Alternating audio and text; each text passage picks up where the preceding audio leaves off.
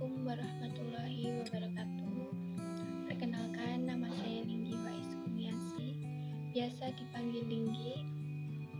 Saya mahasiswi dari UIN Jember, jurusan Psikologi Islam. Yang pertama, saya hormati selaku dosen pembimbing saya matkul retorika dan teknik kitoba, yaitu Bapak Muhammad Dawud. Jadi di sini saya akan sedikit sharing teman-teman terkait apa sih itu snuzon. Pasti di sini teman-teman ada yang sudah tahu itu snuzon, ada juga yang belum tahu, atau juga sudah ada yang tahu tapi belum tahu lengkapnya itu seperti apa. Nah, jadi awal mula kita sebagai seorang hamba atau manusia biasa, pastinya teman-teman semua atau saya juga mempunyai keterbatasan dalam menilai, memilih, dan menetapkan suatu masalah. Jadi untuk itu alangkah baiknya kita berhusnuzon, karena dengan berhusnuzon kita akan mendatangkan prasangka baik bagi kita ke depannya. Nah, husnuzon itu sebenarnya berasal dari apa sih Kak? Nah, husnuzon ini berasal dari dua kata, yaitu husnu yang berarti baik dan zon yang berarti sangka. Jadi berhusnuzon atau husnuzon itu berprasangka baik. Jadi husnuzon itu merupakan bentuk atau wujud atas ketetapan Allah terhadap kita sebagai seorang hamba. Yaitu bentuk apa? Bentuk kesadaran diri kita terhadap apa yang sudah ditetapkan Allah dan kekuasaan Allah terhadap hambanya. Untuk itu kita pasti ingin mengetahui ada berapa macam sih bentuk-bentuk dari snuzon itu. Nah, bentuk-bentuk dari snuzon ini di sini ada 3 macam ya teman-teman. Yang pertama yaitu snuzon kepada Allah Subhanahu wa taala. Yang kedua yaitu snuzon kepada sesama, dan yang ketiga yaitu snuzon terhadap diri kita sendiri. Nah, husnuzon kepada Allah Subhanahu wa taala ini hukumnya sangat wajib. Mengapa demikian? Karena tidak mungkin kita sebagai seorang hamba tidak berhusnuzon kepada Tuhan kita yang telah menciptakan kita dan segala seisinya yang ada di bumi ini atau di dunia ini. Pastinya kita harus berhusnuzon kepada Tuhan kita.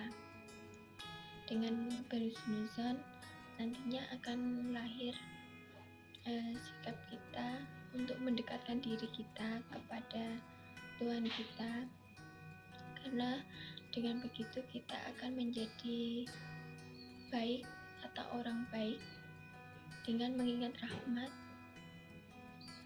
rahmat dari Tuhan kita, dengan kita bertaubat dan atas kesabaran dari Tuhan kita.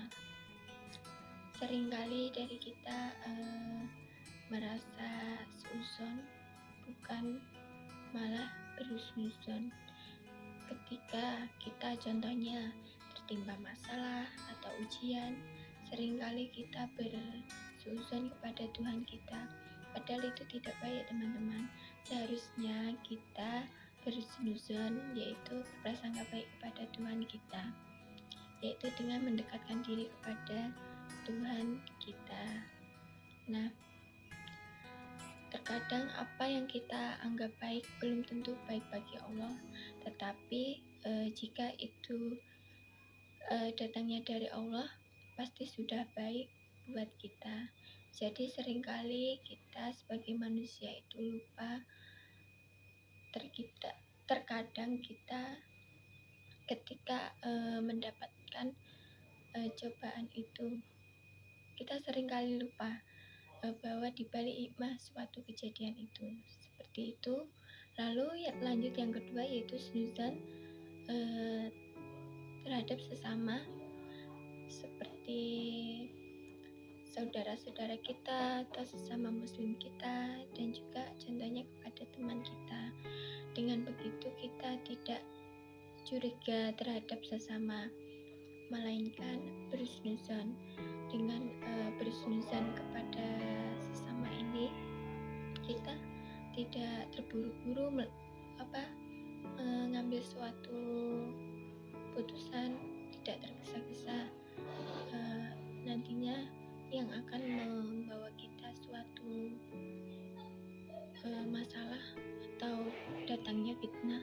Nah, kita nggak mau kan. Nah, fitnah itu merupakan suatu dosa yang sangat besar dan dibenci oleh Allah.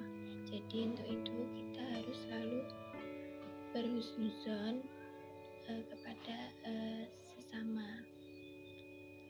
Nah, dalam Al-Quran sudah sangat jelas diterangkan bahwasanya, wahai orang-orang yang beriman, janganlah kamu kebanyakan berprasangka, karena sebagian dari prasangka itu mendatangkan dosa atau suatu kesalahan, yaitu seperti itu tadi, suatu fitnah. Nah, kita tidak mau kan.